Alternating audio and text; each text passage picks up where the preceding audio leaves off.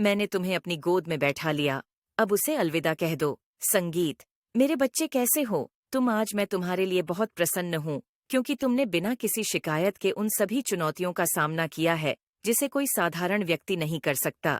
यह कार्य केवल वही कर सकता है जिसे अपने ईश्वर पर पूर्ण श्रद्धा हो। मेरे बच्चे, तुमने जो बुरे दिन देखे हैं, मैं इसकी साक्षी रही हूँ।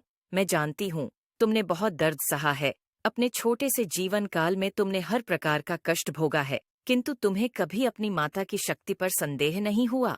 तुम्हें पूर्ण विश्वास था कि तुम्हारी माता तुम्हारे साथ है, वह जो करेगी तुम्हारे लिए बेहतर होगा। तुमने अपना कार्य पूरी ईमानदारी से किया है, इस आस में कि एक ना एक दिन मैं तुम्हारी कामना अवश्य पूरी करूंगी, तुम्हारी पुकार जरूर सुनूंगी। मेरे बच्चे, अपनी मन्नत को पूरा करने के लिए तुमने कठोर तप किया है। कई बार तुम्हारे मन में यह प्रश्न आया कि माता, और कब तक इंतजार कर, कब मुझे सफलता मिलेगी, कब मेरे कष्ट दूर होंगे, कब मैं अपने परिवार को खुशियां दे पाऊंगा।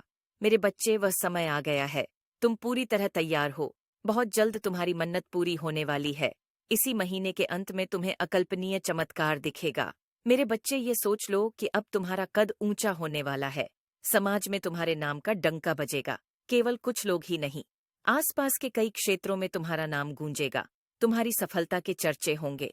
बहुत बड़े उत्सव के अधिकारी होने वाले हो तुम। मेरे बच्चे, यदि तुम्हें यह संदेश मिला है तो यह समझ लो कि तुम करोड़ों भाग्यशाली हो में एक हो, क्योंकि तुम सफलता के उस शिखर पर पहुंचने वाले हो कि अब तुम्हारे शत्रु भी तुम्हारी तारीफें करने को विवश हो जाएंगे।